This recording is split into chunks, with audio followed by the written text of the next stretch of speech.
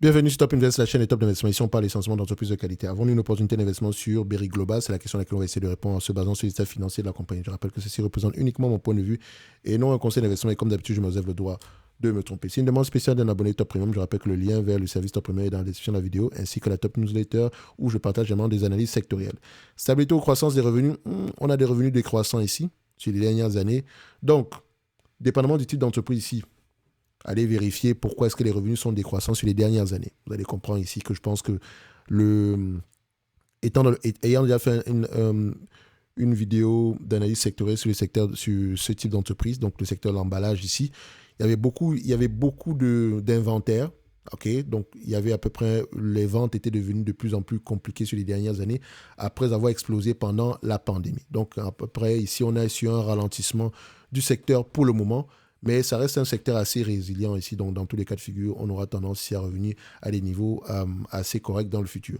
Ensuite, on regarde la marge brute, stable ou croissante. La marge brute est plutôt stable. N'oubliez pas ici que les prix le coût de l'énergie a un impact sur ce business-ci. On compare également les marges EBITDA avec ce business. On a des marges EBITDA qui vont également dans le même sens. Donc, vous voyez également ici que c'est un business qui a l'air plutôt correct, souffre actuellement par rapport à la conjoncture. Ça ne veut pas dire que c'est un business qui est en train de mourir. Donc, faites attention. Ici, il faudrait normaliser les marges. OK. Ensuite, on va regarder ici les net income et les free cash flow, histoire de voir si les deux parlent le même langage. Quand on les met sur le même graphique, vous constatez ici que les free cash flow sont plus élevés que les net income. C'est une entreprise qui peut rapporter à peu près 1 milliard par an, qui a la possibilité de le faire.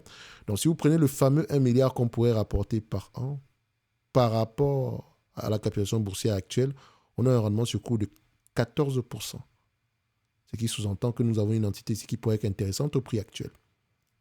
Mais, allons quand même vérifier, est-ce que les analystes ont tendance à faire de bonnes prévisions sur ce type d'entreprise?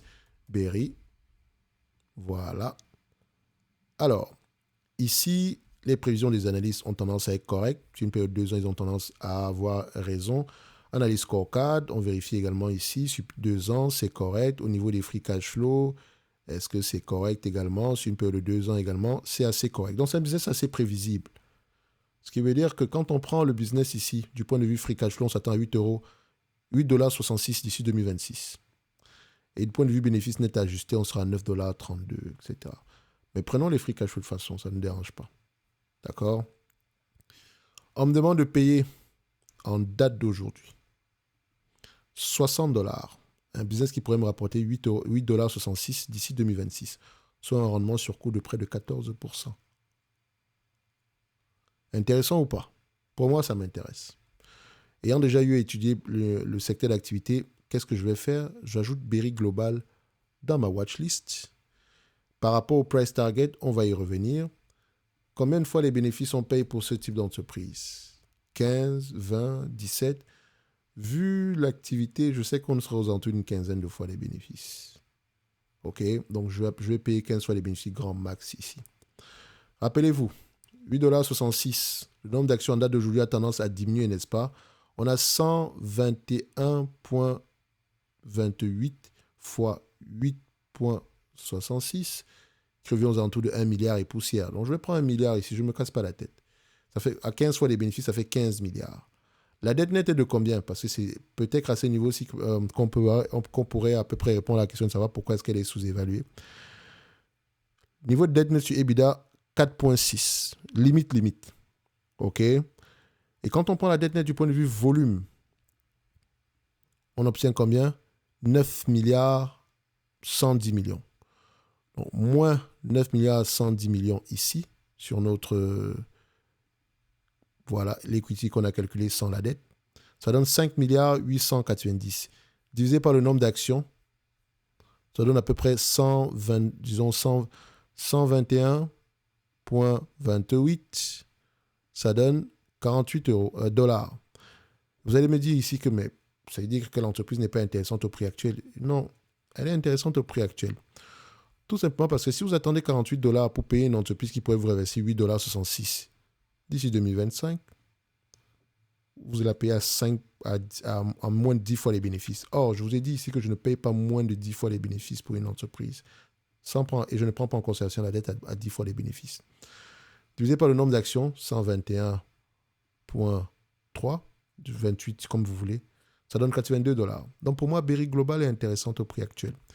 Et je vais d'ailleurs, comme je l'ai rajouté dans ma watchlist, on va aller Berry Global, 100, on va mettre combien? 82 $. C'est Materials, c'est ça? Donc, segment Materials ici. Je vais fermer ça, fermer ici, fermer là, là et ici. Et encore là, ici et là. OK. Berry Global. Déjà ici, je mets cyclique. D'accord. Le segment des matériaux, c'est cyclique.